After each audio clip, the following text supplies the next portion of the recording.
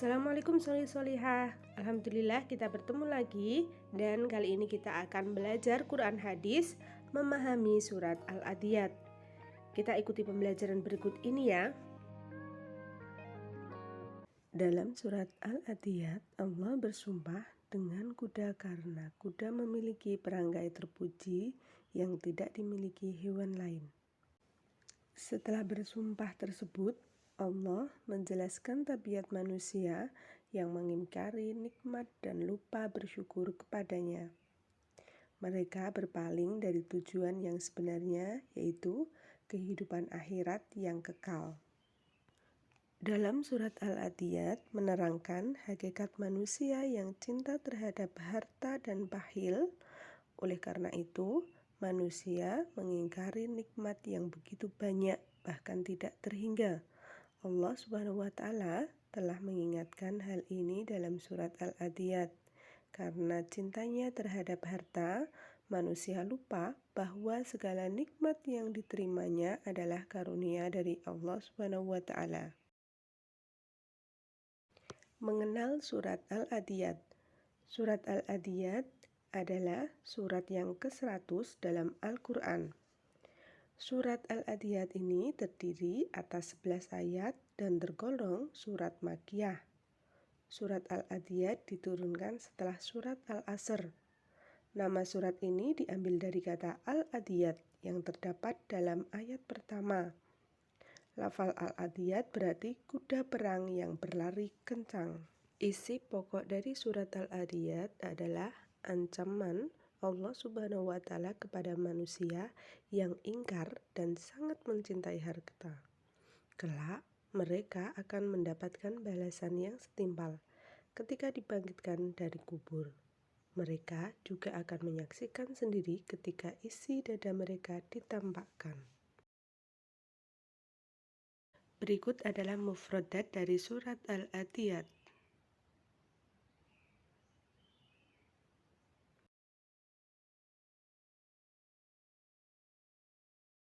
Nah, setelah mempelajari mufradat dari surat Al-Adiyat, sekarang kita akan menerjemahkan surat Al-Adiyat.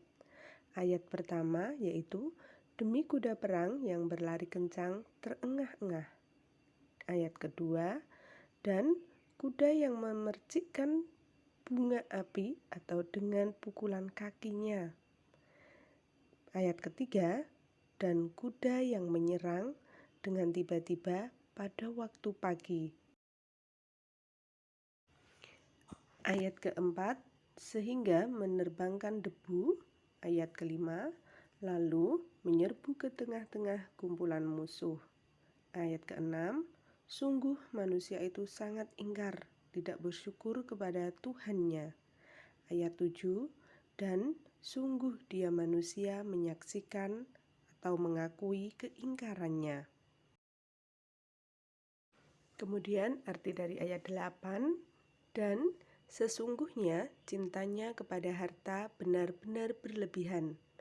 Ayat 9, maka tidakkah dia mengetahui apabila apa yang di dalam kubur dikeluarkan?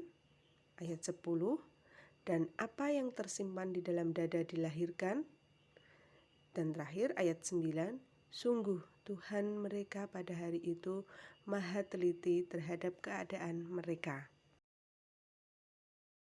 Setelah mengenal surat Al-Adiyat dan artinya, tentu kalian ingin mengetahui kandungan isinya, bukan?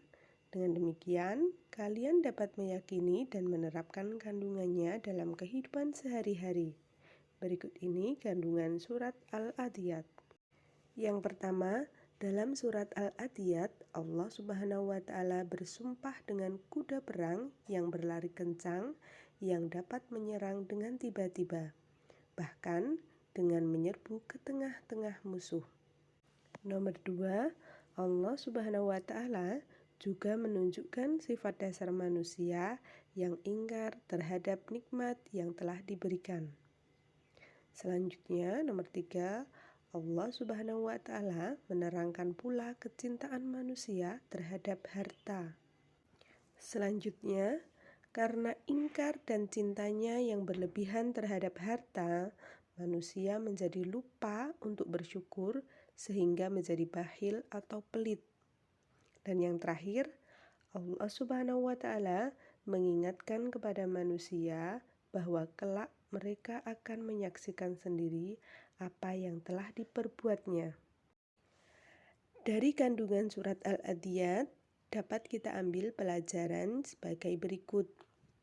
Manusia harus selalu siap untuk berjihad di jalan Allah Subhanahu wa Ta'ala.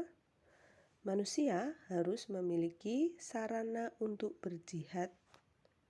Manusia harus selalu bersyukur atas nikmat yang telah Allah Subhanahu wa Ta'ala berikan kepadanya.